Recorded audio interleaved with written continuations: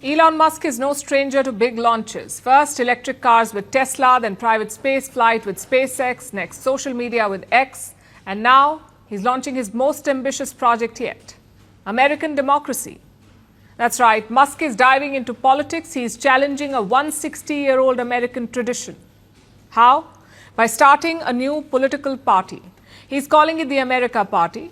And this is what he had to say about it. I'm quoting, "When it comes to bankrupting our country with waste and graft, we live in a one-party system, not a democracy. Today, the America Party is formed to give you back your freedom." This is what he posted on X. He wants to give Americans their freedom. Now, as you may already know, the US has a two-party system. There are the Democrats and the Republicans. These are the two political parties, the two main political parties. The Americans vote for one of these two in every election. But Musk wants to break this mold, which is why he's floating a third party. Is this legal? Do Americans even want a third political party? And what is Donald Trump saying about all of this? Let's start from the beginning, from how it started, with Trump's new bill, the so-called Big Beautiful Bill. It was passed last week. It will add trillions of dollars to American debt. Elon Musk vehemently opposed this bill, but Trump did not stop, and the US Congress passed it. So now Musk says that he is fed up with this debt slavery. That's what he's called it, debt slavery in the US. He says America is no longer a democracy. It is no longer a two-party system. It is just two sides of the same coin.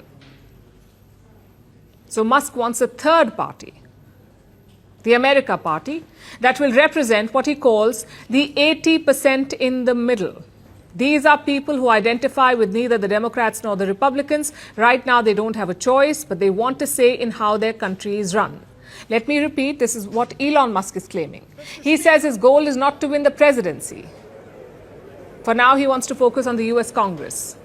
That's the American Parliament, the US Congress. They have midterm elections next year in 2026, and Elon Musk is looking at a few contests there, where a third-party candidate might have a shot. So Musk wants to be kingmaker, maybe even the king. What does Donald Trump think about this? After all, they were best buddies in the last election. Musk poured millions into Trump's campaign, and in just a few months, the bromance is over. They've gone from being allies to enemies and now potential rivals in the political arena. How is Donald Trump taking all of this? In his trademark style, without mincing words, Trump called Musk a train wreck. He said the Tesla CEO has gone off the trails and that the entire thing was, quote unquote, ridiculous.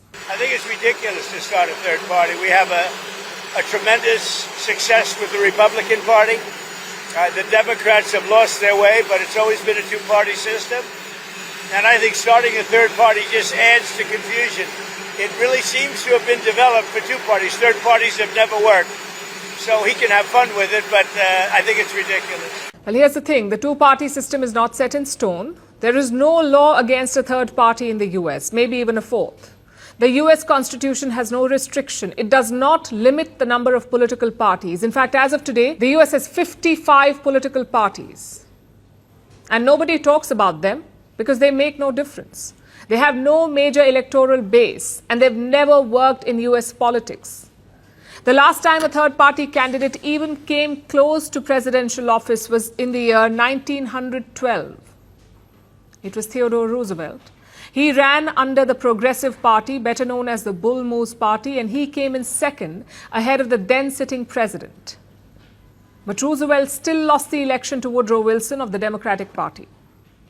This was in 1912. Then in 1922, there was Ross Perot. He was a Texas billionaire. He created what he called the Reform Party. He won nearly 19% of the popular vote, but not enough to win. And that's the thing. The US has a winner-take-all system. There are no parliamentary coalitions. There are no trophies for second place. And such a system makes it incredibly hard for a third party to survive. The third parties have succeeded in other ways, especially by changing the conversation. Take the Populist Party in the 1890s. They did not win the presidency, but their ideas, like the direct election of senators, eventually became the law. Then there was a Socialist Party in the early 20th century. They never won the White House, but they were early advocates for social security. So third parties may have failed electorally, but their ideas have won. Also, anyone can name a third party. But no one has been able to really get it off the ground. Is there appetite for it in the US? Perhaps there is. Right now, more Americans than ever want a third party.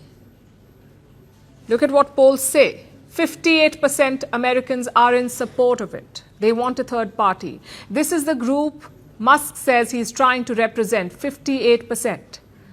Which brings us to the billion-dollar question. Why is Elon Musk doing this? Is it to face off against Donald Trump? Or does he want the elusive Oval Office?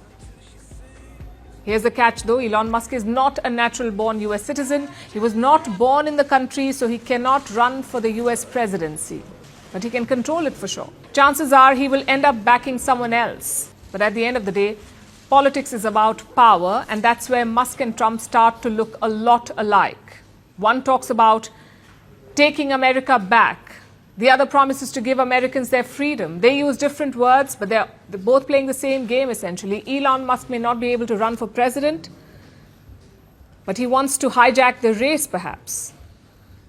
And if history tells us anything, sometimes you don't need to win the game, you just need to change the rules. Is that what Musk is trying to do? We'll have to wait and see how this goes.